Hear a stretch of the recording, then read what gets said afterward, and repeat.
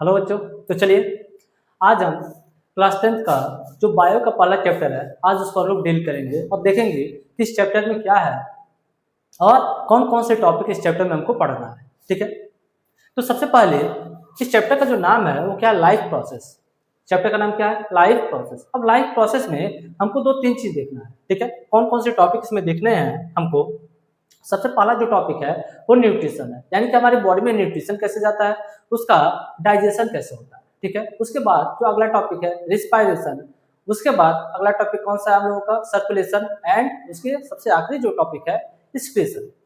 तो सबसे पहले अपने पहले टॉपिक पे चलते हैं। सबसे पहला टॉपिक क्या है, न्यूट्रिशन।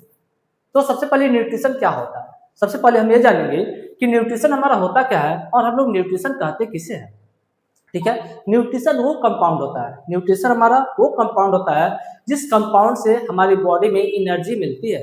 न्यूट्रिशन क्या होता है, न्यूट्रिशन हम उस कंपाउंड को कह सकते हैं, उस केमिकल कंपाउंड को कह सकते हैं जिस केमिकल कंपाउंड के द्वारा हमारी बॉडी में क्या मिलती है, एनर्जी मिलती है in the form of ATP. ऐसे केमिकल सब्सटेंस को हम लोग न्यूट्रिशन कहते हैं। अच्छा, ये केमिकल सब्सटेंस जो हमारे बॉडी में आ रहे हैं, ठीक है, जिसको लोग न्यूट्रिएंट कहते हैं, इसको न्यूट्रिशन कहते हैं, वो मिलते कहाँ से हैं। ये सारा न्यूट्रिशन मिलता है हमको फूड से। कहाँ से मिलता है, फूड से। जो भी हम फूड खाते हैं उसमें कोई ना कोई न्यूट्रिशन हमारा छुपा हुआ रहता है। जो भी हम खाते हैं उसमें कोई ना कोई न्यूट्रिशन हमारा रहता है। जैसे फॉर एग्जांपल, जैसे हम लोग अनाज खा रहे हैं, ब्रेड खा रहे हैं, ठीक है, या कोई भी ग्रेन्स खा रहे हैं, ठीक है, उसमें कार्बोहाइड्रेट होता है। उसमें क्या होता है, कार्बोहाइड्रेट। ठीक है, अभी कार्बोहाइड्रेट क्या करेगा, ये कार्बोहाइड्रेट हमारे बॉडी में डाइजेस्ट होके हमको एनर्जी प्रोवाइड करेगा in the form of ATP, जिस एनर्जी से हमारी बॉडी क्या करेगी, रन करेगी। या हमारी बॉडी को अगर कोई भी एक्टिविटी करना है तो उस एक्टिविटी के लिए हमको क्या एनर्जी की जरूरत होगी, और वो एनर्जी हमारी बॉडी में मिलेगी कहाँ से, वो मिलेगी हमको कार्बोहाइड्रेट से, वो मिलेगी हमको कहाँ से, प्रोटीन से, वो मिलेगी हमको फैट से, और वो मिलेगी हमको विटामिन और मिनरल से। बात तो समझ आ रही है। कोई भी एनर्जी अगर हमारी बॉडी में आ रही है, ठीक है, मिल रही है, तो कहाँ से मिलेगी, वो हमको फूड से मिलेगी। और फूड में हमारा क्या होता है, न्यूट्रिशन होता है। न्यूट्रिशन यानी कि carbohydrate, protein, fat and vitamin. ठीक है, समझ में आया। आगे चलते हैं, देखते हैं क्या है। अच्छा, उसके बाद सवाल ये आता है कि कितने प्रकार के न्यूट्रिशन होते हैं, हम लोग कितने प्रकार से न्यूट्रिशन अपनी बॉडी में ले सकते हैं। जो भी न्यूट्रिशन है वो कितने प्रकार से हम अपनी बॉडी में क्या ले सकते हैं। तो यहाँ पे जो न्यूट्रिशन है वो कितने प्रकार का है, दो प्रकार का है। कितने टाइप्स के हैं, दो टाइप्स के हैं। सबसे पहला न्यूट्रिशन जो होता है, सबसे पहला टाइप, जिसको हम लोग क्या बोलते हैं, ऑटोट्रॉपिक न्यूट्रिशन। पहले टाइप को क्या बोलते हैं, ऑटोट्रॉपिक न्यूट्रिशन। और दूसरे टॉपिक को दूसरे टॉपिक को हम क्या बोलते हैं, हेटरोट्रॉपिक न्यूट्रिशन। अच्छा, ऑटोट्रॉपिक न्यूट्रिशन क्या होता है और हेटरोट्रॉपिक न्यूट्रिशन हमारा क्या होता है। ऑटोट्रॉपिक का मतलब ऐसे न्यूट्रिशन यानी कि ऐसे ऑर्गेनिज्म, ठीक है, जो अपना खाना खुद से बना ले, ठीक है, अपने भोजन के लिए किसी दूसरे ऑर्गेनिज्म पे डिपेंड ना हो। ऐसे टाइप्स ऑफ न्यूट्रिशन को हम लोग क्या बोलते हैं, ऑटोट्रॉपिक न्यूट्रिशन बोलते हैं। ठीक है, यहाँ पे देखेंगे, it is a mode of nutrition in which organism prepare their food using simple inorganic substance like carbon dioxide, water in the presence of sunlight and chlorophyll. यानी कि क्या बात कर रहा है यहाँ पे बात कर रहा है फोटोसिंथेसिस की। क्या हमको पता है कि जितने भी प्लांट होते हैं, क्या होते हैं, जितने भी प्लांट होते हैं वो प्लांट हमारे सारे के सारे ऑटोट्रॉपिक होते हैं। कैसे होते हैं, ऑटोट्रॉपिक होते हैं। ऑटोट्रॉपिक का मतलब क्या है, ये अपना खाना खुद से बना लेते हैं। अपना खाना क्या खुद से बना लेते हैं, किसका यूज करके, प्लांट में हमारा क्या होता है, प्लांट के जो लिप्स होते हैं, प्लांट के जो लिप्स होते हैं, लिप्स में हमारा क्या होता है, क्लोरोफिल होता है। क्या इस लिप्स में हमारा क्या क्लोरोफिल होता है। बात तो समझ में आ रही है। इस क्लोरोफिल के प्रेजेंस में, ठीक है, ये क्लोरोफिल क्या करता है, जो भी सनलाइट आती हैं, इस सनलाइट को एब्जॉर्ब करके, ठीक है, ऑक्सीजन को यूटिलाइज करता है, कार्बन डाइऑक्साइड को यूटिलाइज करके, किसको यूटिलाइज करके, सनलाइट को यूटिलाइज करके, कार्बन डाइऑक्साइड को यूटिलाइज करके, ठीक है, ये कंपाउंड बनाता है। ठीक है, उस कंपाउंड को हम लोग बोलते हैं ग्लूकोज। उस कंपाउंड को हम लोग क्या बोलते हैं, ग्लूकोज बोलते हैं। यानी कि ये क्या कर रहा है, ये अपना खाना खुद से तैयार कर रहा है by the process of photosynthesis. बात समझ आ रही है। फोटोसिंथेसिस में क्या होगा, कार्बन डाइऑक्साइड का यूज करेगा, सनलाइट का यूज करेगा, और इसके अंदर जो लिव्स में क्लोरोफिल है, उस क्लोरोफिल को यूटिलाइज करके ये एक प्रोसेस करता है, जिस प्रोसेस को हम लोग क्या बोलते हैं, फोटोसिंथेसिस। और इस फोटोसिंथेसिस में ये क्या करेगा, ग्लूकोज को प्रिपेयर करेगा और यही ग्लूकोज हमारा क्या होगा, यही ग्लूकोज हमारा क्या होगा, फूड को एनर्जी प्रोवाइड करने का काम करेगा, फूड को क्या एनर्जी प्रोवाइड करने का काम करेगा। कोई दिक्कत, बातें समझ आ रही है। अच्छा, उसके बाद यहाँ पे दिख रहा है कि जो ऑटोट्रोपिज्म होते हैं, ठीक है, ऑटोट्रोपिक ऑर्गेनिज्म, ठीक है, कितने प्रकार के हो सकते हैं, ठीक है। तो सबसे पहला है कीमोसिंथेसिस, कितने प्रकार से ये अपना न्यूट्रिशन ले सकते हैं, तो 2 प्रकार से। पहला फोटोसिंथेसिस बताया आपको, पहला फोटोसिंथेसिस हो चुका है। दूसरा है कीमोसिंथेसिस, दूसरा क्या है हमारा, कीमोसिंथेसिस। कीमोसिंथेसिस का मतलब क्या है, कीमोसिंथेसिस का मतलब यानी कि इनऑर्गेनिक न्यूट्रिशन हमारे सॉइल में, जैसे बहुत सारे बैक्टीरिया होते हैं जो हमारे सॉइल में होते हैं, बहुत सारे बैक्टीरिया कहाँ पे हमारे सॉइल में पाए जाते हैं, बहुत सारे बैक्टीरिया, ठीक है, हमारे सॉइल में पाए जाते हैं। अब ये बैक्टीरिया क्या करेंगे, ये अपना न्यूट्रिशन सॉइल के ही अंदर से ले लेते हैं, अपना न्यूट्रिशन कहाँ से, सॉइल के अंदर से ही ले लेते हैं, यानी कि सॉइल के अंदर क्या, जो इनऑर्गेनिक, कौन सा इनऑर्गेनिक सब्सटेंस पाया जा रहा है, इनऑर्गेनिक सब्सटेंस जो पाया जा रहा है उसी को यूटिलाइज करके, इनऑर्गेनिक सब्सटेंस जो पाया जा रहा है उसी को यूटिलाइज करके ये क्या करते हैं, अपना खाना खुद बना लेते हैं। इसीलिए ऐसे न्यूट्रिशन को हम लोग कीमोसिंथेसिस न्यूट्रिशन कहते हैं। इसीलिए इसको ऐसे न्यूट्रिशन को हम क्या बोलते हैं, कीमोसिंथेसिस न्यूट्रिशन बोलते हैं। बातें समझ आ रही हैं, कोई दिक्कत, चलिए। अच्छा, उसके बाद इसके एग्जाम्पल कौन कौन से हैं, जैसे कि इसके example purple sulphur bacteria, chemosynthesis का जो एग्जाम्पल है कौन सा, पर्पल सल्फर बैक्टीरिया, ठीक है।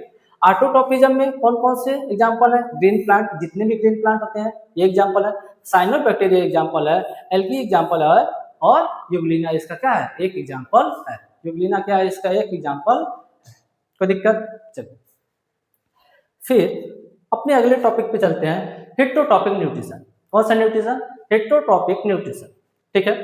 हम देखेंगे हेटेरोट्रॉपिक किसे कहेंगे, हेटेरोट्रॉपिक ऑर्गेनिज्म किसे कहेंगे, जो ऑर्गेनिज्म अपने खाने के लिए दूसरे ऑर्गेनिज्म पे डिपेंड होते हैं, ठीक है, जो ऑर्गेनिज्म अपने खाने के लिए क्या दूसरे किसी ऑर्गेनिज्म पे डिपेंड होते हैं, ऐसे ऑर्गेनिज्म को हम लोग हेटेरोट्रॉपिक ऑर्गेनिज्म कहते हैं, और इस टाइप ऑफ न्यूट्रिशन को हेटेरोट्रॉपिक न्यूट्रिशन हम लोग कहते हैं। कोई दिक्कत, तो हम देखेंगे कि हेटेरोट्रॉपिक न्यूट्रिशन कितने प्रकार के होते हैं। तो सबसे पहला इसका है वो क्या है, होलोजोइक न्यूट्रिशन। सबसे पहला टाइप क्या है, होलोजोइक, दूसरा क्या है सैप्रोफिटिक, और तीसरा क्या है पैरासाइट, तीसरा क्या है पैरासाइट। सबसे पहले जानेंगे कि होलोजोइक न्यूट्रिशन हम लोग किसे कहेंगे, होलोजोइक न्यूट्रिशन हम लोग किसे कहेंगे, ठीक है। तो जो ऑर्गेनिज्म, ठीक है, अपना खाना कैसे लेते हैं, कैसे इंटेक करते हैं, मुंह के रास्ते लेते हैं। जो ऑर्गेनिज्म अपना खाना मुंह के द्वारा खाते हैं, ठीक है, यानी कि माउथ से चबा चबा के खाना खाते हैं, ऐसे ऑर्गेनिज्म को हम लोग होलोजोइक की कैटेगरी में रखते हैं। कौन सा कैटेगरी में रखते हैं, होलोजोइक के कैटेगरी में रखते हैं, ठीक है। जैसे कि इसका एग्जांपल एनिमल, इसका एग्जांपल क्या हो जाएगा, एनिमल हो जाता है होलोजोइक, ठीक है। दूसरा जो है सैप्रोफिटिक ऑर्गेनिज्म किसे कहेंगे, ठीक है। सैप्रोफिटिक ऑर्गेनिज्म वो ऑर्गेनिज्म होते हैं, ठीक है, जो अपने फूड के लिए, ठीक है, किसी डेड बॉडी पे डिपेंड होते हैं, ठीक है। सैप्रोफिटिक ऑर्गेनिज्म ऐसे ऑर्गेनिज्म होते हैं जो अपने खाने के लिए, ठीक है, किसी डेड बॉडी पे, डेड एंड डिकेइंग बॉडी पे डिपेंड होते हैं। कैसे बॉडी पे, डेड एंड डिकेइंग बॉडी पे डिपेंड होते हैं, ऐसे ऑर्गेनिज्म को हम लोग सैप्रोफिटिक कहते हैं। ऐसे ऑर्गेनिज्म को हम लोग क्या सैप्रोफिटिक कहते हैं। और इसका एग्जांपल हमारा क्या हो जाता है, फंजाई। इसका एग्जांपल हमारा क्या हो जाता है, फंजाई। कोई दिक्कत, अच्छा। उसके बाद है पैरासाइट, उसके बाद क्या है पैरासिटिक टाइप ऑफ न्यूट्रिशन, उसके बाद क्या है पैरासिटिक टाइप ऑफ न्यूट्रिशन। अच्छा, पैरासिटिक हम लोग किसे कहेंगे, पैरासिटिक यानी कि ऐसे ऑर्गेनिज्म, पैरासिटिक यानी कि ऐसे ऑर्गेनिज्म, ठीक है, जो अपने खाने के लिए, जो क्या अपने खाने के लिए किसी दूसरे ऑर्गेनिज्म के बॉडी पे, किसी दूसरे ऑर्गेनिज्म के बॉडी पे जाके डिपेंड होते हैं, ठीक है। जैसे कि फॉर एग्जांपल मान लो ये एक ऑर्गेनिज्म है, ये क्या ऑर्गेनिज्म है, ये एक ऑर्गेनिज्म है, ठीक है, दो ऑर्गेनिज्म है यहाँ पे। अब ये अपना खाना खुद से नहीं बनाएगा, ये अपना खाना खुद से नहीं बनाएगा, ये जाएगा दूसरे ऑर्गेनिज्म की बॉडी पे, इस ऑर्गेनिज्म के बॉडी पे जाके ये चिपक जाएगा, ठीक है, इसके बॉडी पे जाके क्या हो जाएगा, चिपक जाएगा। और ये जो न्यूट्रिशन बनाएगा, ये बॉडी यानी कि ये वाला जो ऑर्गेनिज्म है, ये जो खाना बनाएगा, इसके खाने को ये वाला ऑर्गेनिज्म खाएगा। ठीक है, अपना खाना खुद का नहीं बनाएगा। ठीक है, जैसे हमारे बालों में जू पाए जाते हैं, जैसे हमारे बालों में क्या पाए जाते हैं, जू। ठीक है, तो जो जू होते हैं वो अपना खाना खुद से नहीं बनाते हैं, लीच। ठीक है, वो अपना खाना क्या खुद से नहीं बनाते हैं। ठीक है, जो भी हम खाते हैं, हम जो खाते हैं उससे ब्लड बनता है, और उस ब्लड को सक करके, उस ब्लड को क्या खींच करके, सक करके, सक करके, ठीक है, वो अपना न्यूट्रिशन का काम चलाते हैं, वो अपना फूड सप्लीमेंट यहाँ से देते हैं। ठीक है, तो ऐसे ऑर्गेनिज्म को हम लोग पैरासिटिक टाइप ऑफ न्यूट्रिशन कहते हैं। ऐसे ऑर्गेनिज्म को हम लोग क्या पैरासिटिक टाइप ऑफ न्यूट्रिशन कहते हैं। ठीक है, अच्छा, उसके बाद इसके बेसिस पे तो सवाल पूछा गया है 2017 में, 2020 में और 2021 में। क्या पूछा है, which of the following organism exhibit saprophytic nutrition. इसमें से कौन सा ऑर्गेनिज्म है, इसमें से क्या कौन सा ऑर्गेनिज्म है जो सैप्रोफिटिक न्यूट्रिशन लेता है। सैप्रोफिटिक का मतलब हमने बताया आपको, सैप्रोफिटिक यानी कि जो डेड एंड डिकेइंग बॉडी पे क्या ग्रो करते हैं, डेड एंड डिकेइंग बॉडी पे। तो उसका एग्जांपल क्या था, फंजाई। उसका एग्जांपल हमने क्या पढ़ा था, फंजाई। अब ये जो फंजाई है, ठीक है, फंजाई का एग्जांपल क्या होता है, मशरूम। क्या होता है, मशरूम। मशरूम को हम लोग हिंदी में कुकुरमुत्ता भी कहते हैं। क्या बोलते हैं, कुकुरमुत्ता। और कुकुरमुत्ता आप जब भी देखेंगे तो किसी डेड एंड डिकेइंग सरफेस पे ही ग्रो करते हैं। कहाँ पे उगते हैं ये, कहाँ पे ये उगते हैं, ठीक है, डेड एंड डिकेइंग सरफेस पे ही। तो इसका एग्जांपल क्या हो जाएगा, हमारा मशरूम हो जाए। ठीक है, ठीक है, which of the following organism so parasitic mode of nutrition. अच्छा, ये सीबीएसई बोर्ड में 2019 में पूछा ये सवाल, 21 में पूछा और 23 में पूछा, 25 में पूछा सैंपल पेपर में। ठीक है, तो इसमें क्या बोला, पैरासिटिक मोड ऑफ न्यूट्रिशन कौन शो करेगा। इसमें क्या पूछ रहा है, पैरासिटिक टाइप ऑफ न्यूट्रिशन हमारा कौन सा ऑर्गेनिज्म शो करेगा। तो पैरासिटिक में हम देखेंगे, क्या देखेंगे, पैरासिटिक। पैरासिटिक में हम अभी बताया कि जो अपने खाने के लिए किसी दूसरे बॉडी पे डिपेंड होते हैं, ऐसे ऑर्गेनिज्म को हम लोग क्या बोलते हैं, पैरासिटिक। ऐसे ऑर्गेनिज्म को हम लोग क्या बोलते हैं, पैरासिटिक। तो पैरासिटिक का एग्जांपल अमीबा नहीं है, अलगे नहीं है, मशरूम नहीं है, खसखट है। क्या है, खसखट। ठीक है, इसका एग्जांपल आपको याद करना पड़ेगा कि कौन कौन से एग्जांपल होते हैं। ठीक, उसके बाद सीबीएसई सैंपल पेपर 2023 में, ठीक है, एक क्वेश्चन आया है, देखेंगे। An organism was discovered that lack chlorophyll and survive by penetrating the tissue of other living organism from which it absorbed nutrient. However, it neither kill the host nor decompose it.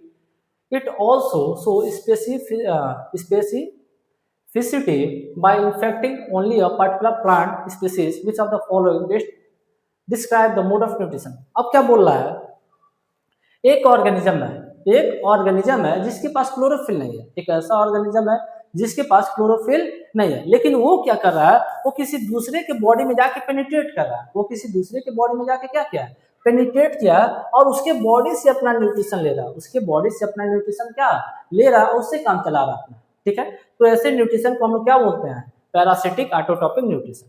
Simple, parasitic यही बताते हैं कि parasitic जो अपने से खुद से खाना ना बनाए, अपने भोजन के लिए किसी दूसरे बॉडी पे डिपेंड हो। ठीक है, ऐसे ऑर्गेनिज्म को हम लोग क्या बोलते हैं, parasitic type of nutrition. Okay, चलिए उसके बाद आगे चलते हैं।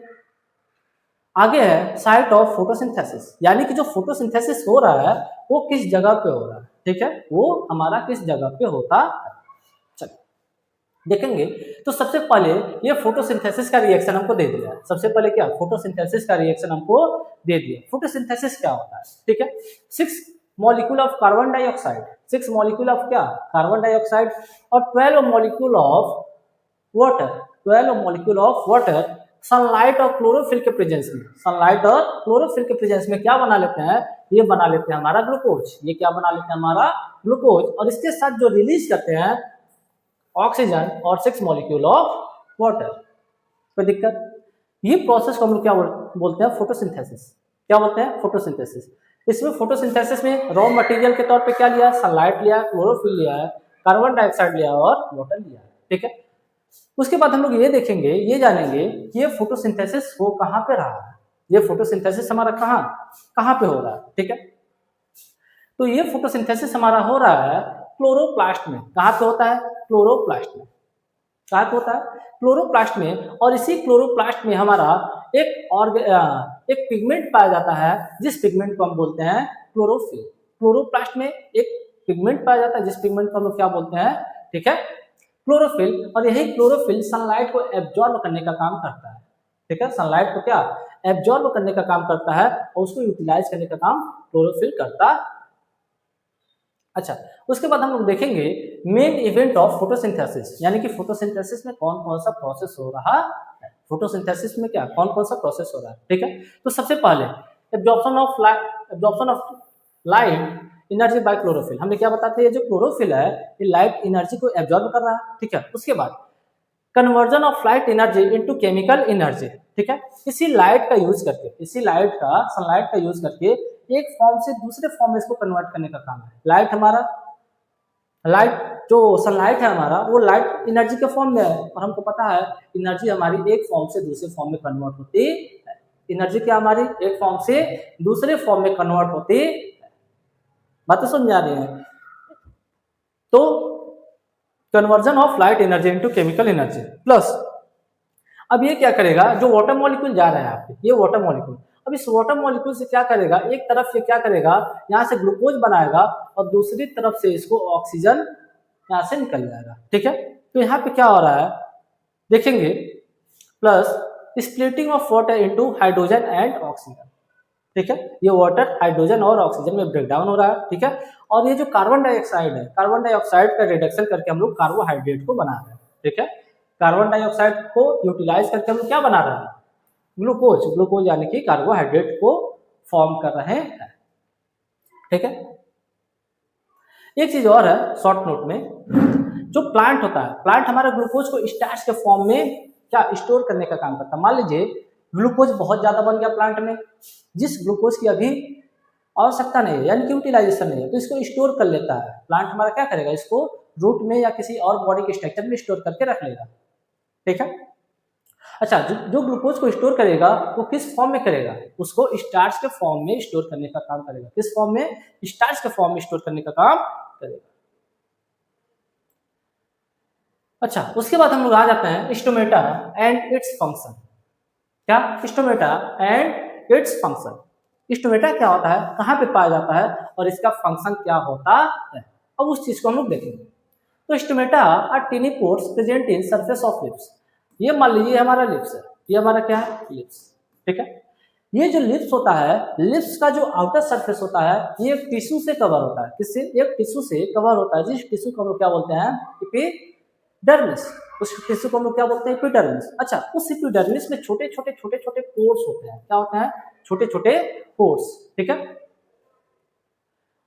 अच्छा, छोटे छोटे पोर्स होते हैं और यही पोर्स हमारे क्या कहलाते हैं, ठीक है, स्टोमेटा। क्या कहलाते हैं, स्टोमेटा क्या कहलाते हैं, इसी को हम लोग स्टोमेटा कहते हैं। अच्छा, ये स्टोमेटा क्या करते हैं, यही हमारे एक्सचेंज ऑफ गैसेस, यहीं से हमारा एक्सचेंज ऑफ गैसेस होता है। यहीं से हमारा क्या होता है, गैसेस का एक्सचेंज, यानी कि कार्बन डाइऑक्साइड यहाँ से इंटर करेगा, अंदर जाएगा, और ऑक्सीजन हमारे यहीं से बाहर आता है। और जो भी प्लांट में हम जानते हैं ट्रांसपीरेशन प्रोसेस होता है। कौन सा प्रोसेस होता है, ट्रांसपीरेशन। ट्रांसपीरेशन का मतलब क्या है, losses of water to the surface of lips. यानी कि प्लांट जो होता है रूट में से क्या करेगा, ये मान लीजिए प्लांट है,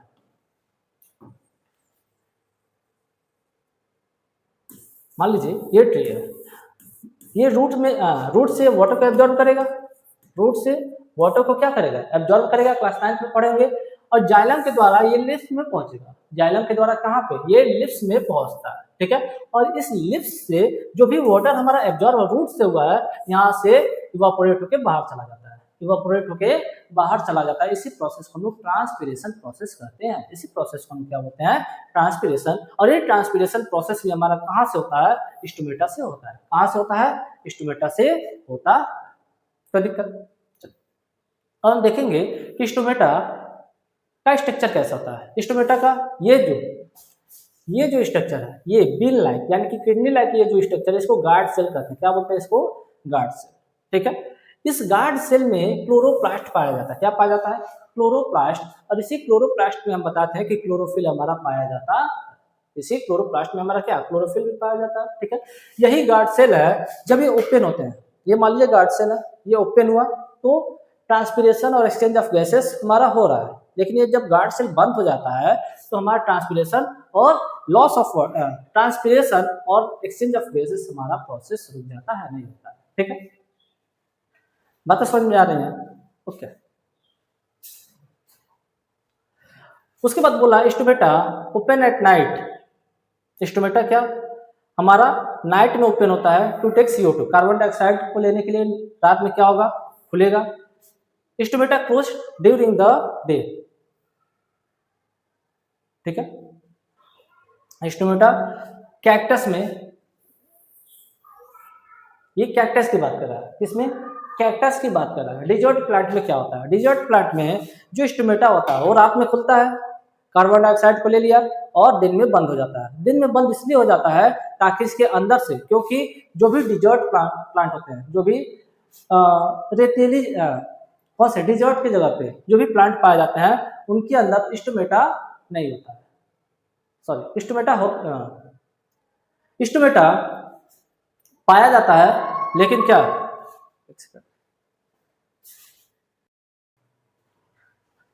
अच्छा अब हम देखेंगे डिजर्ट प्लांट में क्या होता है। नॉर्मली जितने भी प्लांट होते हैं उनमें स्टोमेटा दिन में खुलता है, रात में बंद होता है। ठीक है, लेकिन डिजर्ट प्लांट में क्या होता है, जो स्टोमेटा होता है, ठीक है, वो रात में खुलता है और दिन में बंद होता है। रात में खुलता है ताकि जितने भी कार्बन डाइऑक्साइड है उसको लेना प्लांट को यूटिलाइज करने के लिए वो ले ले, और दिन में बंद इसलिए हो जाता है ताकि दिन में जो वाटर लॉस हो रहा है स्टोमेटा के द्वारा वो वाटर लॉस हमारा ना। ठीक है, तो हम क्या कहेंगे, दिन में ये क्या स्टोमेटा इसके बंद होते हैं, रात में इसके खुलते हैं ताकि ये पानी को बचा सके। किसको बचा सके, अपने बॉडी में पानी को बचा सके। ठीक है, चलिए ये इसका स्ट्रक्चर है। ठीक है, अच्छा क्वेश्चन ये आया है 2019 में, 2021 में, 2024 में, प्रैक्टिस पेपर। ठीक है, which one of the following condition is true for the state of stomata of a green leaf shown in the given figure। यानी कि स्टोमेटा के लिए कौन सा स्टेटमेंट इसमें से सही है और कौन सा स्टेटमेंट इसमें से गलत है। बातें समझ में आ रही है? तो सबसे पहला जो ऑप्शन है, large amount of water flow into the guard cell. दूसरा ऑप्शन देखते हैं, gaseous exchange is occurring in large amount. ठीक है, गैसेस एक्सचेंज ये तो मान लीजिए सही है। Large amount of water flow out from the guard cell. ठीक है, large amount of sugar collect in the guard cell. कौन सा ऑप्शन सही है? एक ही ऑप्शन सही है इसमें से, गैसियस एक्सचेंज हमारा होता है। क्या होता है, स्टोमेटा के द्वारा गैसियस एक्सचेंज हमारा लार्ज अमाउंट में होता है। ठीक है, अच्छा उसके बाद व्हाट आर स्टोमेटा।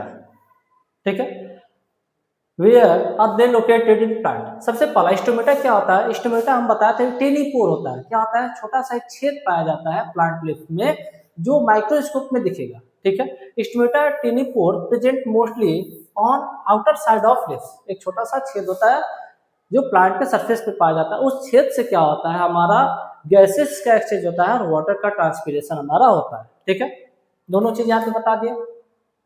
रेगुलेशन, अच्छा इसमें जो गार्ड सेल होता है वो इस स्टोमेटा को क्या करता है, रेगुलेट यानी कि ओपन और क्लोज करने का काम करता है। यहां से देख लीजिएगा आप लोग। चलते हैं आगे। उसके बाद फिर से एक सवाल है, 2020 में, 2022 में, 2023 में और 2024 में आया हुआ है। इसमें क्या बोल रहा है देखा जाए। इसमें बोल रहा है A student set up an experiment to show that carbon dioxide is necessary for photosynthesis।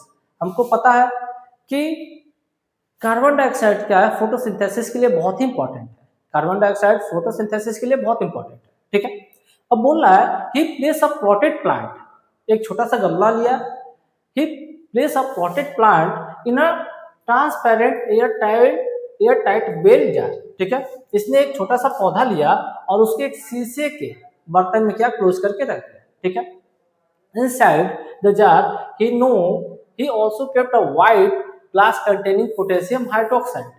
इसने एक ग्लास में पोटेशियम हाइड्रोक्साइड भी रखा है इस ग्लास के अंदर। ठीक है,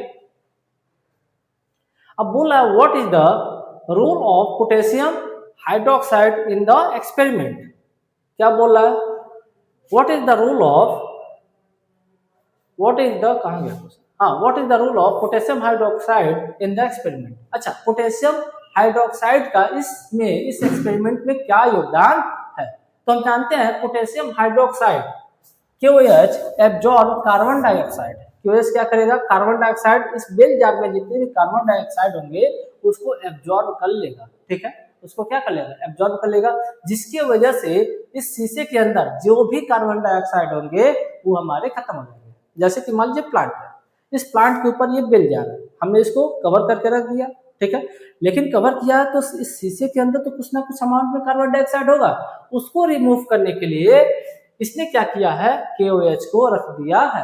और यहाँ पे पूछ रहा है KOH का क्या काम होगा, तो KOH का यानी कि पोटेशियम हाइड्रोक्साइड का काम क्या होगा, इसके अंदर जितने भी कार्बन डाइऑक्साइड होंगे उसको एब्जॉर्ब करने का काम करेगा, ठीक है। उसके बाद क्या पूछ रहा है, when why is the plant kept in sunlight after setting up the apparatus, why is the plant kept in sunlight after setting। अच्छा, बोल रहा है कि मान लीजिए ये बेल जार हमने ये सेटअप करके रख दिया, अब इसको ले जाकर सनलाइट में रख रहे हैं, तो सनलाइट में रख रहे हैं तो वहां पे क्यों रख रहे हैं, ठीक है, तो हमको पता है सनलाइट में ही फोटोसिंथेसिस होता है और उस फोटोसिंथेसिस रिएक्शन के दौरान CO2 का यानी कि कार्बन डाइऑक्साइड का यूटिलाइजेशन होना होता है, इसलिए। अच्छा, उसके बाद क्या बोला है, what result will confirm that CO2 is necessary for photosynthesis. अब इसमें से कौन सा रिजल्ट ये शो करेगा कि CO2 जो है वो फोटोसिंथेसिस के लिए नेसेसरी है, ठीक है। तो यहाँ पे अगर CO2 नहीं होगा तो फोटोसिंथेसिस नहीं होगा, ये तो बात पक्की है, ठीक है, क्योंकि फोटोसिंथेसिस के लिए क्या चाहिए, कार्बन डाइऑक्साइड, कार्बन डाइऑक्साइड इसको मिल ही नहीं रहा है। आंसर देखते हैं, if we test leaves with iodine solution. अब यहाँ पे एक्सपेरिमेंट की बात क्या की है, यहाँ से एक पत्ती लिए और इस पत्ती को हमने आयोडीन सोल्यूशन में ले जाके मिला दिया, किसमें मिला दिया, आयोडीन सोल्यूशन के। They do not turn blue black, अब वो सोल्यूशन क्या ब्लू और ब्लैक कलर में कन्वर्ट नहीं हुआ, which indicate that starch is not form. और वो क्या कर रहा है, इसमें लिफ्ट में ये इंडिकेट करा कि इस लिफ्ट में स्टार्च का फॉर्मेशन ही नहीं हुआ है, क्योंकि स्टार्च का जब फॉर्मेशन हुआ होता तो लिप्स हमारा ब्लू और ब्लैक कलर में कन्वर्ट हो जाता है, कन्वर्ट क्या हो जाता है। लेकिन अगर लिप्स हमारा ब्लू और ब्लैक कलर में कन्वर्ट नहीं हुआ है, इसका मतलब यह है कि इस लिप्स में हमारा क्या स्टार्च का फॉर्मेशन ही नहीं हुआ, ठीक है। तो क्या तीनों क्वेश्चन समझ में आए, ओके। उसके बाद न्यूट्रिशन इन अमीबा। अब हम किसकी बात करेंगे, अमीबा। अमीबा हमारा क्या होता है, सबसे पहले ये जानेंगे कि अमीबा हमारा होता क्या है। अमीबा हमारा एक यूनिसेलुलर ऑर्गेनिज्म होता है, दो तरीके के ऑर्गेनिज्म होते हैं, एक यूनिसेलुलर होता है, एक मल्टीसेलुलर होता है। कैसा होता है, एक यूनिसेलुलर एक मल्टीसेलुलर।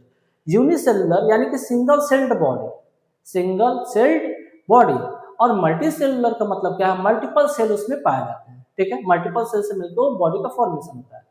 तो अमीबा हमारा क्या है, एक सिंगल सेल पाया जाता है और उसका कोई स्पेसिफिक स्ट्रक्चर अमीबा का नहीं होता, कोई स्पेसिफिक स्ट्रक्चर उसका नहीं होता, ठीक है। तो यहाँ पे दो तीन चीज देख रहे हैं कि अमीबा के अंदर, अमीबा के अंदर हमारा इजेशन कैसे हो रहा है, यानी कि अमीबा किसी भी फूड पार्टिकल को अपने अंदर ले कैसे रहा है, उसमें डाइजेशन कैसे हो रहा है, उसमें एब्जॉर्प्शन कैसे हो रहा है, एसिमिलेशन कैसे हो रहा है, और इजेशन उसमें कैसे हो रहा है। कोई दिक्कत, चलिए एक सेकंड। तो सबसे पहले इजेशन यानी कि खाना को इंटेक करना, फूड को अपने बॉडी में इंटेक करने के प्रोसेस को हम लोग इजेशन करते हैं, क्या बोलते हैं, इजेशन, ठीक है। मान लीजिए ये अमीबा है, ये क्या है, अमीबा। अब इस अमीबा को यहाँ पे दिख गया क्या पे फूड पार्टिकल है, तो ये अमीबा क्या करता है, फॉल्स फूड को बनाने का काम करता है। ये यहाँ पे अमीबा ऐसा एक स्ट्रक्चर बनाएगा, ऐसा क्या एक फॉरो लाइक स्ट्रक्चर बनाएगा। मान लीजिए यहाँ पे फूड है तो ये फॉरो, ठीक है, एक ऐसा स्ट्रक्चर बनाएगा। अब ये जो ऐसा स्ट्रक्चर ये बना रहा है, इसको हम लोग सीडोपोडिया कहते हैं, क्या बोलते हैं, सीडोपोडिया। इस सीडोपोडिया को हम लोग फॉल्स फीट बोलते हैं, फॉल्स फिट भी बोलते हैं। ठीक है, अब ये सीडोपोडिया को बनाएगा और फूड वैक्यूल्स को धीरे धीरे जब अपने अंदर ले लेगा तो इसको इंक्लोज कर लेगा। ऐसे जाएगा, देखिएगा, मान लीजिए यहाँ पे बीच में फूड पार्टिकल ऐसे जाएगा, ऐसे फूड को ले लेगा, अपने अंदर इंटेक कर लिया बॉडी में, ठीक है, और अमीबा फिर से अपने शेप में आ गया। ठीक है, तो इस तरीके से फूड को अपनी बॉडी के अंदर इंटेक करने का काम करता है। तो डाइजेशन, अगला टॉपिक क्या है, डाइजेशन। डाइजेशन कैसे करेगा, इसके वैक्यूल्स, अमीबा के बॉडी के अंदर वैक्यूल्स पाए जाते हैं। क्या पाए जाते हैं, वैक्यूल्स, और उस वैक्यूल्स में हमारा डाइजेस्टिव एंजाइम्स होता है, जो डाइजेस्टिव एंजाइम्स हमारा सिक्रेट होके उस फूड वैक्यूल्स को हमारे स्मॉल स्मॉल पार्टिकल में कन्वर्ट करने का काम करता है। ठीक है, यहाँ पे देखिएगा, enzymes are secreted into food vacuoles breaking down the food into simpler soluble substance.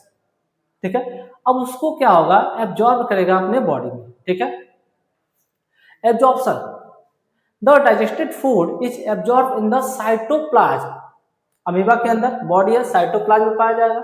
ये जो फ्लूइड पाया जा रहा है इसके अंदर, उसको साइटोप्लाज्म में बोलेंगे। उस साइटोप्लाज्म में क्या होगा, ये जितने फूड पार्टिकल्स है वो एब्जॉर्ब हो जाएंगे और उसको यूटिलाइज करके ये एनर्जी बनाएगा। एनर्जी किसके लिए होगी, ग्रोथ के लिए और repair of tissue, repair of their organelles. उसके अंदर अमीबा के अंदर जो भी ऑर्गेनल्स पाया जाएगा उसको रिपेयर करने का काम उस एनर्जी को करेगा। ठीक है, उसके बाद एसिमिलेशन। ठीक है, उसका यूटिलाइजेशन कहाँ, जो एनर्जी एब्जॉर्ब किया है, ठीक है, इससे जो एनर्जी बनी है उसका एसिमिलेशन। एसिमिलेशन का मतलब क्या होता है, utilisation of energy, utilisation of energy. जैसे मेरे पास बहुत पैसा, उस पैसे का यूज हम कहाँ कहाँ पे कर रहे हैं, इस प्रोसेस को हम लोग एसिमिलेशन बोलते हैं। तो एसिमिलेशन यानी कि the absorb nutrient are utilised in the various life process, in the various life process, यानी कि उसका यूटिलाइजेशन कहाँ कहाँ पे कर रहा है। इजेशन, इजेशन का मतलब क्या होता है, एक्सक्रीशन, यानी कि जो भी वेस्ट मटेरियल है उस वेस्ट मटेरियल को अपने बॉडी से रिमूव करने की प्रोसेस। जो भी वेस्ट मटेरियल है उस वेस्ट मटेरियल को अपने बॉडी से निकालने की प्रोसेस को हम लोग कौन सा प्रोसेस बोलते हैं, इजेशन प्रोसेस बोलते हैं। ठीक है, चलिए आगे चलते हैं। अच्छा, न्यूट्रिशन इन पैरामीशियम। ठीक है, पैरामीशियम भी हमारा क्या होता है, एक यूनिसेलुलर ऑर्गेनिज्म होता है। जैसे अमीबा होता है वैसे हमारा पैरामीशियम भी होता है।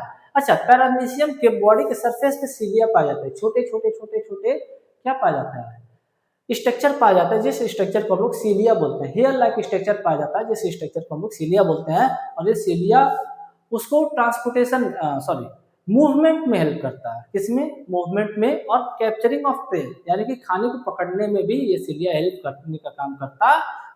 ठीक है, यहाँ पे देखेंगे, मान लीजिए फूड पार्टिकल है, ये यहाँ पे इसका माउथ है। ठीक है, चलिए ये इजेशन कैसे करेगा, यानी कि कोई भी फूड है उसको इंटेक करने का काम कैसे करेगा। ठीक है, तो देखेंगे पैरामीशियम यूजेस सीलिया। पैरामीशियम किसका यूज करेगा, सीलिया का। सीलिया कैसा होता है, हेयर लाइक स्ट्रक्चर होता है। कैसा होता है, hair like structure. To sweep food particle like bacteria through the oral group into the gullet where the food vacuoles is formed. ठीक है, अब ये क्या करेगा, ये जो फूड है, फूड पार्टिकल को अपने गलेट में ले लेगा, यानी कि अपने माउथ में ले लेगा और यहाँ से इसको एब्जॉर्ब करके उससे अपना एनर्जी यूटिलाइज करेगा। ठीक है, अदर स्टेप क्या, डाइजेशन, एब्जॉर्प्शन, एसिमिलेशन, इजेशन और सिमिलर। जैसे जैसे अमीबा में डाइजेशन हो रहा था, एब्जॉर्प्शन हो रहा था, एसिमिलेशन हो रहा था और इजेशन हो रहा था, तो वैसे ही हमारा क्या इसमें पैरामीशियम में भी देखने के लिए मिलेगा। वैसे ही हमारा पैरामीशियम में भी देखने के लिए मिलेगा। ठीक है, यहाँ पर difference between amoeba and paramecium.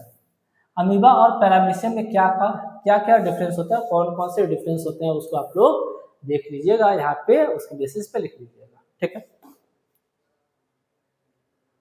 हाँ, अब आते हैं अपने असली टॉपिक पे। अभी तक क्या था, यूनिसेलुलर ऑर्गेनिज्म में न्यूट्रिशन कैसे होता है या उसको कैसे यूटिलाइज हम लोग करते हैं। ठीक है, अब हम लोग आते हैं अपने टॉपिक पे, यानी कि nutrition in humans. Nutrition in humans में, ठीक है, हमारे बॉडी में न्यूट्रिशन कैसे होता है और उसको कैसे यूटिलाइज करते हैं और कौन कौन से ऑर्गन होते हैं, कौन कौन से क्या ऑर्गन होते हैं जो हमारे डाइजेशन में हेल्प करने का काम करते हैं, जो हमारे कहाँ पे डाइजेशन में हेल्प करने का काम करते हैं। तो सबसे पहले हम लोग देखेंगे इजेशन, डाइजेशन, एब्जॉर्प्शन, एसिमिलेशन और इजेशन। इन सारे टॉपिक को आप लोग वन बाय वन करके पता चल गया होगा। इजेशन मतलब इनटेक ऑफ फूड, यानी कि जो हम फूड पार्टिकल को अपने बॉडी में ले रहे हैं उस प्रोसेस को क्या बोलते हैं, इजेशन। डाइजेशन उसको सिंपलर फॉर्म में ब्रेक डाउन करने के प्रोसेस को हम लोग क्या बोलते हैं, जो कॉम्प्लेक्स फूड है उसको सिंपलर फॉर्म ऑफ पार्टिकल में ब्रेक डाउन करने के प्रोसेस को हम लोग क्या बोलते हैं, डाइजेशन। तीसरा एब्जॉर्प्शन। एब्जॉर्प्शन का मतलब क्या है, जो फूड पार्टिकल डाइजेस्ट हुआ उसमें जो न्यूट्रिशन है उस न्यूट्रिशन को अपने बॉडी में क्या करना, एब्जॉर्ब करने के प्रोसेस को हम लोग एब्जॉर्प्शन कहते हैं। एसिमिलेशन, जो फूड पार्टिकल यानी कि जैसे कार्बोहाइड्रेट हो गया, प्रोटीन हो गया, ठीक है, फैट हो गया, इसको हम एब्जॉर्ब कर लिए, अब उसको यूटिलाइज करके किसी एनर्जी, मतलब उससे जो एनर्जी हमको मिल रही है उस एनर्जी को हम लोग कहाँ पे यूज कर रहे हैं, वो प्रोसेस हमारा एसिमिलेशन। और डाइजेशन के द्वारा बहुत सारे ऐसे पार्टिकल होते हैं जो वेस्ट मटेरियल में निकलते हैं, उसके रिमूवल के प्रोसेस को हम लोग क्या बोलते हैं, इजेशन। कोई दिक्कत? चलिए डाइजेस्टिव सिस्टम में हम लोग देखेंगे तो सबसे पहले क्या पाया जाएगा, टंग पाया जाएगा, mouth, oesophagus, diaphragm, gall bladder, bile duct, liver, pancreas, small intestine, large intestine और लास्ट में एनस। कोई दिक्कत तो नहीं है? बातें समझ में आ रही हैं?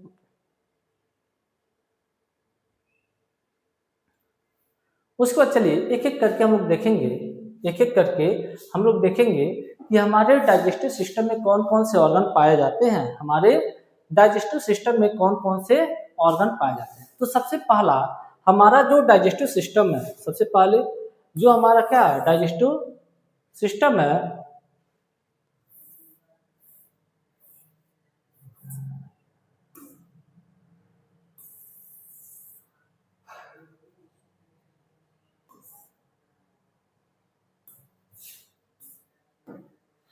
सबसे पहले हम ये जानेंगे कि जो भी हमारा क्या डाइजेस्टिव सिस्टम है वो दो पार्ट में डिवाइड होता है। कितने पार्ट में? दो पार्ट में डिवाइड होता है। सबसे पहला ये एक पार्ट होता है इसका, एक पार्ट इसका होता है एलिमेंट्री कैनाल। कौन सा कैनाल होता है?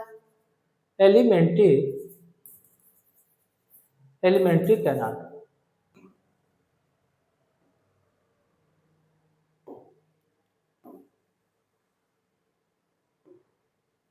पहला पार्ट होता है इसका एलिमेंट्री कैनाल, ठीक है। और दूसरा पार्ट होता है इसका, ठीक है, दूसरा पार्ट कौन सा होता है? पहला पार्ट एलिमेंट्री कैनाल, दूसरा पार्ट होता है इसका डाइजेस्टिव ग्लैंड। यानी कि जो भी डाइजेस्टिव सिस्टम हमको दिख रहा है यहाँ पे, जो भी हमको क्या डाइजेस्टिव सिस्टम यहाँ पे दिख रहा है, डाइजेस्टिव सिस्टम,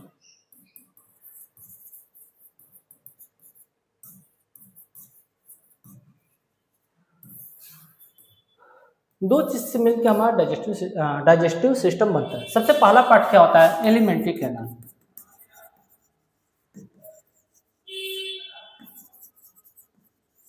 सबसे पहला पार्ट कौन सा होता है? Alimentary canal. दूसरा पार्ट होता है इसका डाइजेस्टिव ग्लैंड, डाइजेस्टिव ग्लैंड्स। पहला पार्ट होता है इसका एलिमेंट्री कैनाल, दूसरा इसका जो पार्ट होता है वो क्या होता है? Digestive gland. एलिमेंट्री कैनाल एक पाइप होता है बस। एलिमेंट्री कैनाल क्या होता है? एक सिंगल पाइप। जैसे ये पाइप हमारा स्टार्ट होगा बक्कल कैविटी से। कहाँ से? Buccal cavity. यही पाइप आगे चल के ओसोफेगस बनाएगा, फिर यही पाइप आगे चल के हमारा स्टमच बनाएगा, आगे चल के स्मॉल इंटेस्टाइन बनाएगा, फिर यही आगे चल के हमारा लार्ज इंटेस्टाइन बनाएगा, ठीक है, और यही आगे चल के हमारा क्या बना लेगा? एनस बना लेगा। क्या बना लेगा? एनस हमारा बना लेगा, ठीक है। ये हो गया एलिमेंट्री कैनाल। एलिमेंट्री कैनाल कहाँ से स्टार्ट होगा? बक्कल कैविटी से। बक्कल कैविटी के बाद फेरिंग्स, फेरिंग्स के बाद oesophagus, stomach, small intestine, large intestine, ठीक है, और उसके बाद हमारा एनस में जाके एलिमेंट्री कैनाल खत्म। अच्छा, इस एलिमेंट्री कैनाल के साथ साथ बहुत सारे ग्लैंड लगे होते हैं, डाइजेस्टिव ग्लैंड, जो कि डाइजेस्टिव एंजाइम्स को सिक्रेट करने का काम करते हैं, ठीक है। जैसे कि बक्कल कैविटी में सलाइवरी ग्लैंड होता है जो सलाइवा को सिक्रेट करने का काम करता है। बक्कल कैविटी में क्या सलाइवरी ग्लैंड होते हैं जो कि सलाइवा को सिक्रेट करने का काम करते हैं, ठीक है। स्टमच में भी ग्लैंड पाए जाते हैं, स्मॉल इंटेस्टाइन में भी ग्लैंड पाए जाते हैं, लेकिन मेन जो ग्लैंड है हमारे, जैसे लिवर हो गया, लिवर हमारा क्या है, डाइजेस्टिव ग्लैंड है, ठीक है। पैनक्रियाज हो गया, पैनक्रियाज हमारा क्या है, डाइजेस्टिव ग्लैंड हो गया, ठीक है। तो डाइजेस्टिव ग्लैंड में हम देखेंगे तो क्या पाया जाएगा, स्लाइवरी ग्लैंड,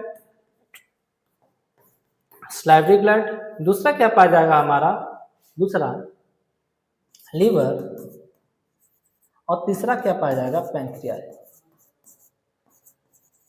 तीसरा पाया जाएगा पैनक्रियाज, ठीक है।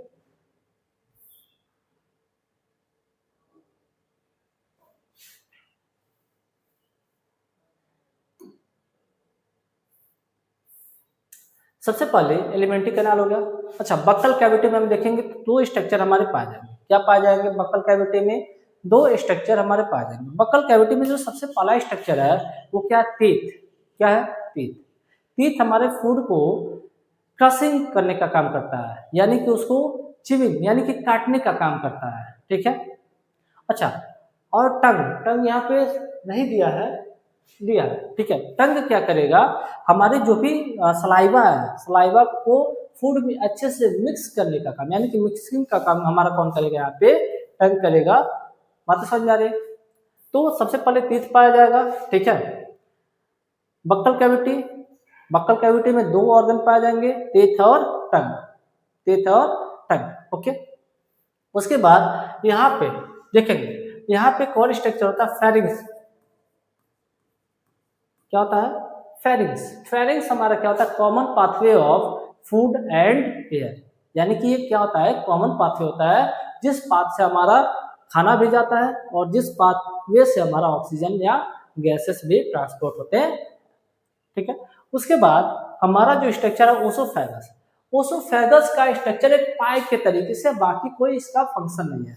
मान लीजिए एक पाइप है, ठीक है। अब इस पाइप से हमारा खाना यहाँ से यहाँ पहुँचने का काम होता है, बाकी ना ये कोई एंजाइम सिक्रेट करता है, ना तो कोई इसका अलग से कोई फंक्शन है। इसका बस इतना फंक्शन है कि खाना यहाँ से यहाँ पे पहुँचना, तो उसके लिए एक पाइप की जरूरत है। वो पाइप हमारा कौन सा होता है, ओसोफेगस।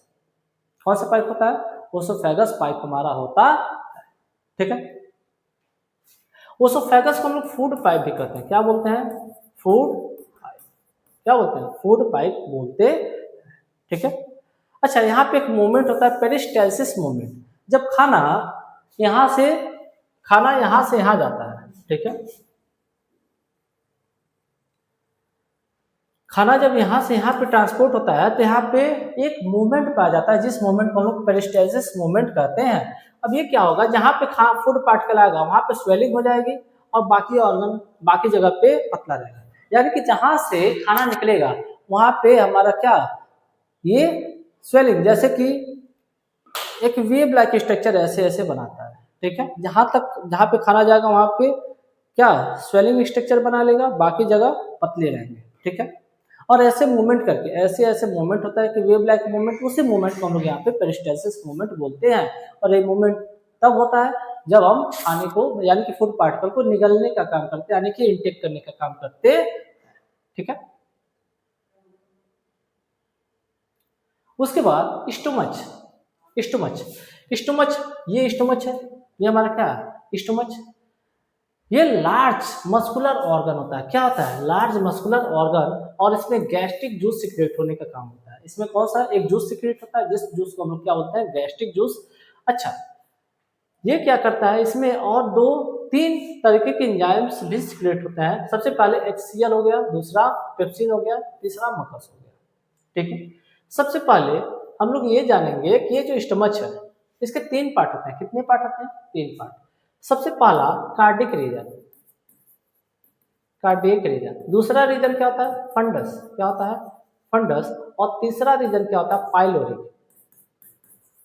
पाइलोरिक रीजन होता है, ठीक है। तीन रीजन यहाँ पे पाए जाते हैं, ठीक है। और एक और स्ट्रक्चर स्टमच में ऐसे ऐसे करके एक स्ट्रक्चर पाया जाता है, जिस स्ट्रक्चर को हम लोग रुगेई कहते हैं। क्या बोलते हैं, रुगेई, ठीक है। फिंगर लाइन, जो इसके एब्जॉर्प्शन में फूड के एब्जॉर्प्शन में हेल्प करने का काम करता है, फूड के एब्जॉर्ब होने में हेल्प करने का काम करता, ठीक है। अच्छा, उसके बाद हम लोग देखेंगे कि फूड पार्टिकल हमारे स्टमच में कितने घंटे तक रहते हैं, ठीक है, कितने घंटे तक रहते हैं। फूड पार्टिकल हमारे स्टमच में 4 से 5 आवर के लिए सस्टेन होते हैं। कितने घंटे के लिए रुकते हैं? 4 से 5। अगर हमने खाना खाया तो 4-5 घंटे तक ये फूड पार्टिकल हमारे स्टमच में रहते हैं, ठीक है। अच्छा, ये फूड पार्टिकल को अब पचाएंगे कौन कौन से एंजाइम से, ठीक है।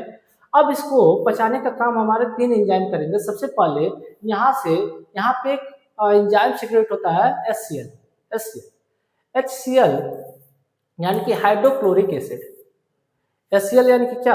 Hydrochloric acid.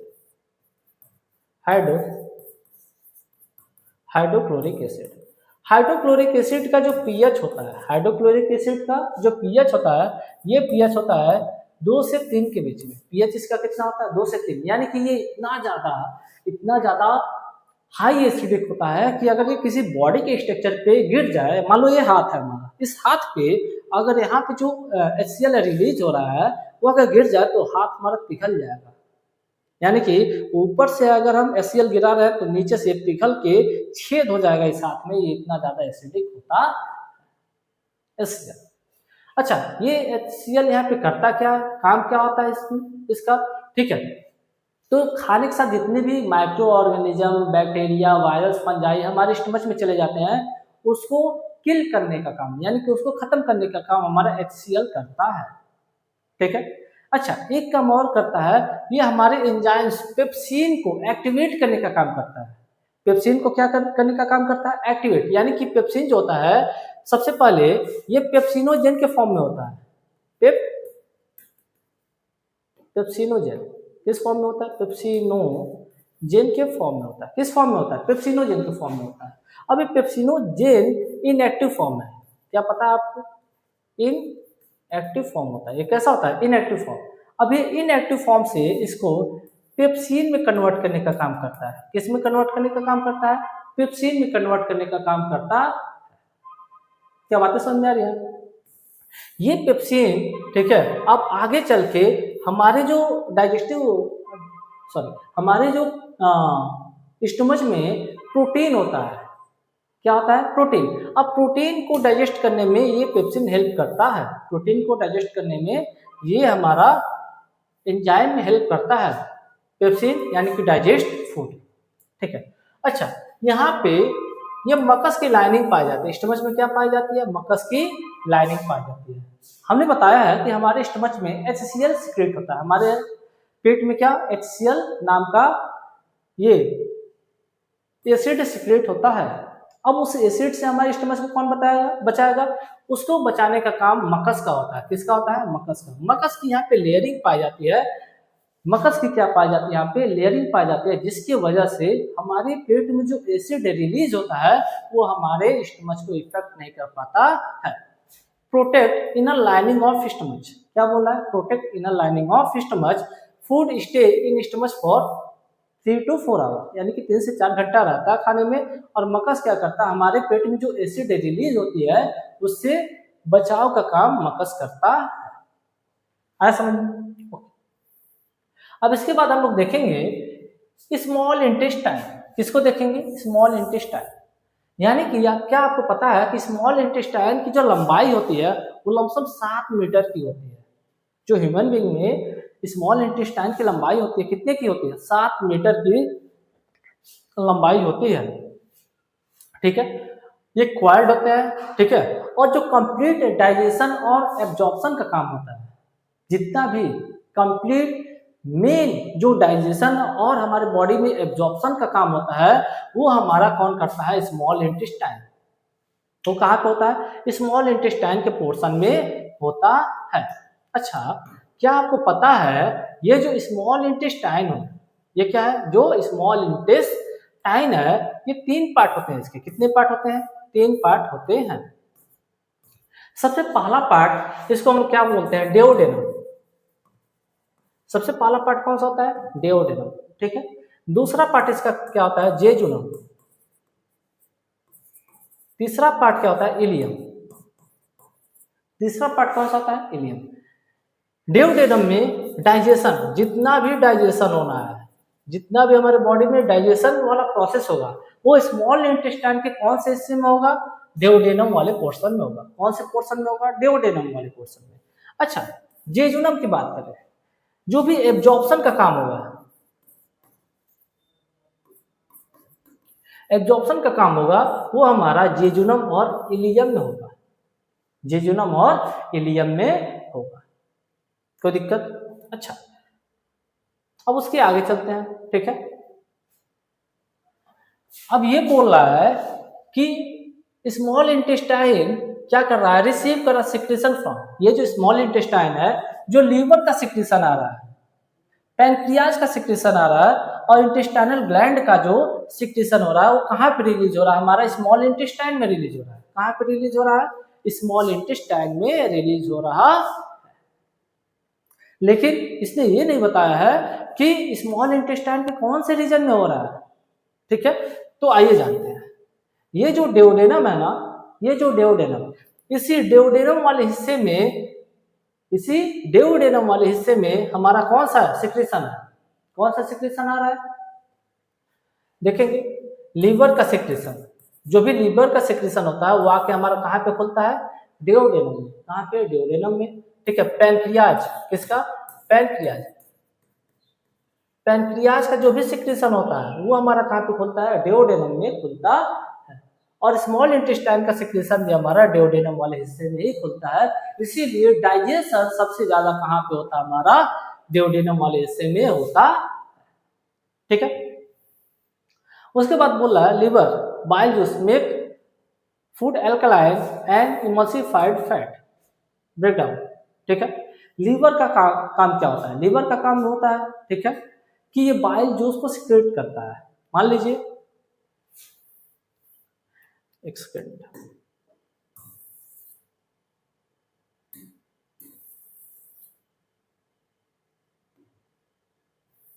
चलिए,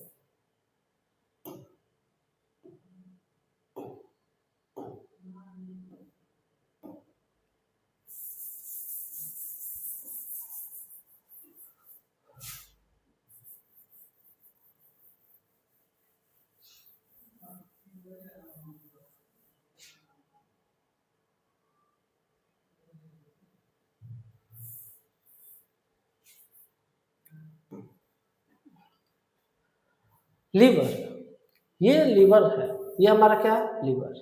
ठीक है, अब लीवर का जो भी सिक्रेशन होता है, लीवर के नीचे गॉल ब्लैडर होता है। क्या होता है? Gall bladder. ठीक है, अब ये सबसे पहले लीवर अपना सिक्रेशन गॉल ब्लैडर में भेजता है। कहाँ पे भेजता है? Gall bladder. गॉल ब्लैडर को हम लोग पित्त की थैली कहते हैं। क्या बोलते हैं? पित्त की थैली। पित्त की थैली भी इसको बोलते हैं। ठीक है, अब यहाँ पे गॉल ब्लैडर में कुछ नहीं होता है। यहाँ पे जो भी बाइल एंजाइम आ रहा है, बाइल जूस आ रहा है, बाइल जूस आके यहाँ पे कॉन्सेंट्रेट होता है। क्या होता है? कॉन्सेंट्रेट, यानी कि गाढ़ापन। गाढ़ापन जो बाइल जूस में आता है वो किसके वजह से आता है? यहाँ पे गॉल ब्लैडर के वजह से आता है। Gall bladder. ठीक है, और यहाँ से गॉल ब्लैडर से जो ट्यूब निकल रहा है, यानी कि ब्लड वेसल निकल रहा है, वो जाके हमारा कहाँ पे खुलता है? डेओडेनम वाले हिस्से में खुलता है। और डेओडेनम वाले हिस्से में खुल के ये क्या कर रहा है? देखेंगे, फूड को अल्कलाइन बना रहा है। फूड को क्या बना रहा है? अल्कलाइन। यानी कि अभी हमने देखा है कि स्टमच में, यानी कि स्टमच वाले हिस्से में एसिड रिलीज हो रहा था, और एसिड के सिक्रेशन में जो फूड था वो भी एसिडिक हो गया होगा। लेकिन ये एसिडिक फॉर्म ऑफ फूड को न्यूट्रलाइज करने के लिए, क्या करने के लिए? न्यूट्रल बनाने के लिए हमारे लीवर से सिक्रेशन जो होता है ये फूड को क्या बना देगा? न्यूट्रल। क्या बना देगा? न्यूट्रल। क्योंकि हमको पता है एसिड और बेस, क्या पता है? एसिड और बेस जब भी रिएक्ट करेंगे तो सॉल्ट का फॉर्मेशन करते हैं। किसका फॉर्मेशन? सॉल्ट। और ये सॉल्ट हमारा क्या होता है? न्यूट्रल इन नेचर होता है। क्या होता है? न्यूट्रल। ना न्यूट्रल का मतलब क्या हो गया? ना तो ये एसिडिक है, ना ही तो ये क्या है? बेसिक है। ना तो ये एसिडिक है और ना ही ये क्या है? बेसिक है। ठीक है,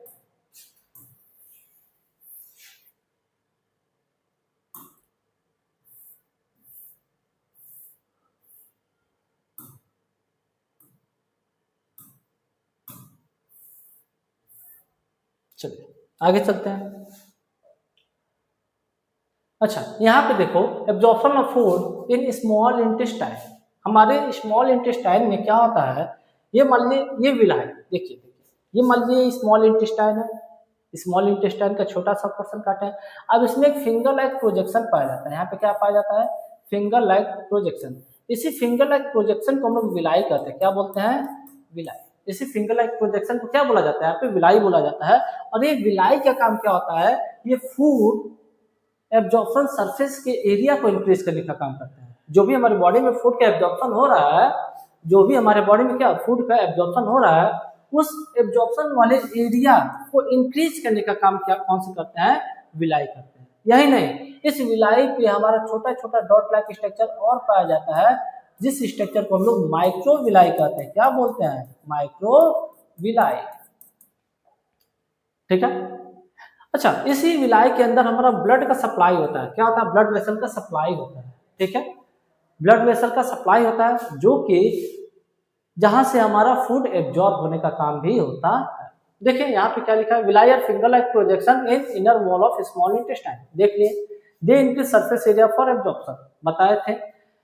rich blood supply help transport absorb nutrient to all body cell. यानी कि ये जो विलाई है, इसके अंदर ब्लड का जो सप्लाई होता है, इसके अंदर जो ब्लड का सप्लाई होता है, वो कौन सा काम करता है, वो न्यूट्रिशन को एब्जॉर्ब करने का काम करता है। वो न्यूट्रिशन को क्या एब्जॉर्ब करने का काम करता है। उसके बाद आते हैं लार्ज इंटेस्टाइन पे। लार्ज इंटेस्टाइन का वैसे कोई बहुत ज्यादा योगदान नहीं होता है, ये वाटर को एब्जॉर्ब करने का काम करता है। वाटर को हो गया, मेडिसिन को हो गया, वाटर हो गया, ठीक है, मेडिसिन, ठीक है, मेडिसिन हो गया, अल्कोहल हो गया, ठीक है, उसको एब्जॉर्ब करने का काम ये करता है।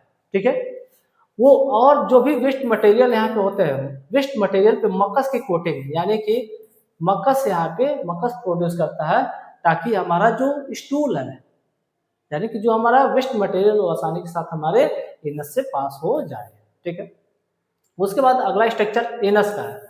एनस, एनस क्या होता है, जो भी वेस्ट मटेरियल होते हैं वो आके हमारे कहाँ पे डिपॉजिट हो जाते हैं, एनस वाले स्ट्रक्चर में। कहाँ पे डिपॉजिट हो जाते हैं, एनस वाले स्ट्रक्चर में, और यहाँ से हाँ ये बाहर निकल जाते हैं। ठीक है, रिमूवल ऑफ अनडाइजेस्टेड वेस्ट और कंट्रोल बाय एनल स्ट्रक्चर। ठीक है,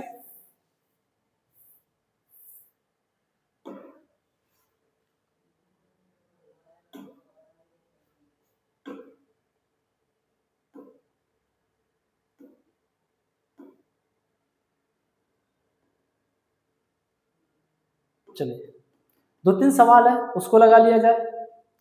अब क्या है, 2-3 सवाल है उसको लगा लिया जाए। ठीक है, एक सवाल आया था 2019 में, 2021 में, 2023 में, 2025 में। अभी सवाल बोल क्या रहा है, which enzyme is secreted in mouth and what does it digest. हमारे बक्कल कैविटी में कौन सा एंजाइम सिक्रेट हो रहा है। बहुत आसान सवाल है। बक्कल एंजाइम्स मतलब बक्कल कैविटी में जो ग्लैंड पाए जाते हैं, कौन से ग्लैंड, स्लाइवरी ग्लैंड पाए जाते हैं। क्या पाए जाते हैं, स्लाइवरी ग्लैंड। देखिएगा, जो स्लाइवरी ग्लैंड होते हैं बक्कल कैविटी से बाहर पाए जाते हैं। कहाँ से पाए जाते हैं, बक्कल कैविटी के बाहर। ठीक है, और ये अपना सिक्रेशन एक पाइप के द्वारा माउथ में सिक्रेट करने का काम करते हैं, माउथ में सिक्रेट करने का काम करते हैं। ठीक है, तो माउथ में जो सलाइवा है, अब इस सलाइवा में एक डाइजेस्टिव एंजाइम पाया जाता है, जिसको हम लोग अमाइलेज कहते हैं। क्या बोलते हैं, अमाइलेज। और अमाइलेज का काम क्या होता है, स्टार्च का डाइजेशन। स्टार्च का 30% डाइजेशन हमारा माउथ से ही शुरू हो जाता है। यहाँ पे स्टार्च ना कह के ग्लूकोज का हो तो और अच्छा है। ग्लूकोज का डाइजेशन हमारा हमारे बक्कल कैविटी से स्टार्ट हो जाता है। 30% डाइजेशन कहाँ से, हमारे माउथ से स्टार्ट हो जाता है। ठीक है, दूसरा है in human alimentary canal the specific enzyme juice secreted in. ठीक है, क्या बोल रहा है, एलिमेंट्री कैनाल में specific enzyme juice secreted in. ठीक है, फॉर सेकंड एंड थर्ड। ठीक है, एलिमेंट्री कैनाल में स्पेसिफिक एंजाइम कौन कौन सा सिक्रेट होता है, पहला अमाइलेज, पेप्सिन, बाइल।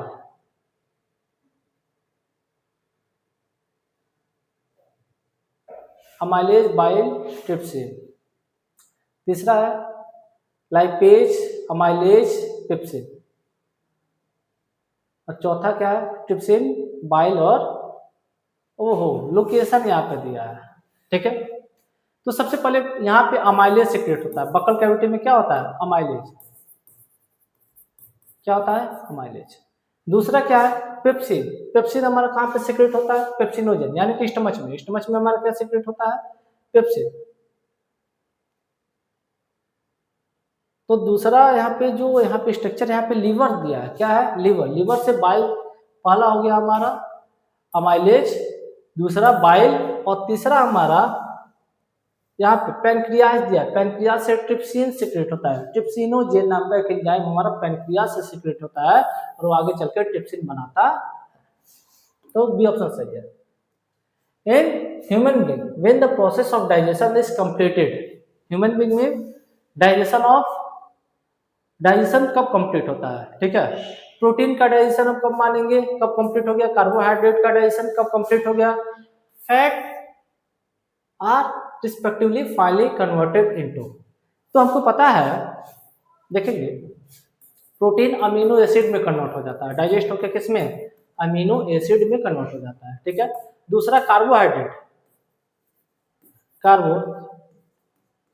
कार्बोहाइड्रेट हमारा, ठीक है, किस में कन्वर्ट हो जाता है? ग्लूकोज में। किस में कन्वर्ट हो जाता है? ग्लूकोज में कन्वर्ट हो जाता है। ठीक है, और तीसरा क्या? फैट। फैट हमारा ग्लिसरीन में कन्वर्ट हो जाता है। किस में? फैटी एसिड और ग्लिसरॉल में कन्वर्ट हो जाता है। तो सबसे पहला ऑप्शन का amino acid, glucose and fatty acid, नहीं, amino, glucose and fatty acid and glycerol. Option number B is correct. ठीक है,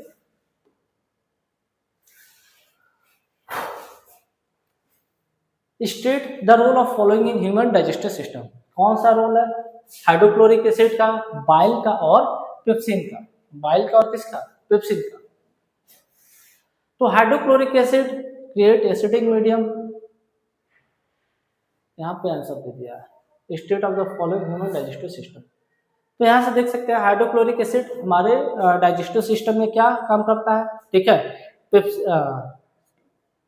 HCl सीक्रेट करेगा, ठीक है, एसिडिक मीडियम बनाएगा स्टमच को, और यहाँ से पेप्सिन को एक्टिवेट करने का काम करेगा और किल करेगा किसको? जो भी हार्मफुल हमारे बैक्टीरिया हैं। ठीक है, बाइल क्या करेगा? बाइल हमारे लीवर से सीक्रेट होता है, गॉल ब्लैडर में स्टोर होने का काम होता है, फैट को डाइजेस्ट करने का काम करता है। ठीक है, और हमारे जो स्मॉल इंटेस्टाइन है उसको अल्कलाइन यानी कि बेसिक इन नेचर बनाने का काम करता है। पेप्सिन बताते हैं, पेप्सिन प्रोटीन को डाइजेस्ट करने का काम करता। विलाई क्या होता है? विलाई हमने बताया finger like projection present on the inner lining of small intestine. Finger like structure होता है जो कि स्मॉल इंटेस्टाइन में पाया जाता है। ठीक है, अच्छा, वेयर आर दे लोकेटेड? हमने बताया कि ये कहाँ पे लोकेट होगा? स्मॉल इंटेस्टाइन में। ठीक है, उसके बाद क्या पूछा? How do they help in absorption of food? Absorption of food में कैसे हेल्प करेंगे? हमने बताया है कि ये विलाई है, विलाई के अंदर हमारा ब्लड कैपिलरी का सप्लाई होता है और यहाँ से हमारे जो भी डाइजेस्टेड फूड होता है वो यहाँ से ब्लड सप्लाई मतलब ब्लड में चले जाते हैं, ब्लड से हमारी पूरी बॉडी में क्या होता है? एब्जॉर्ब हो जाते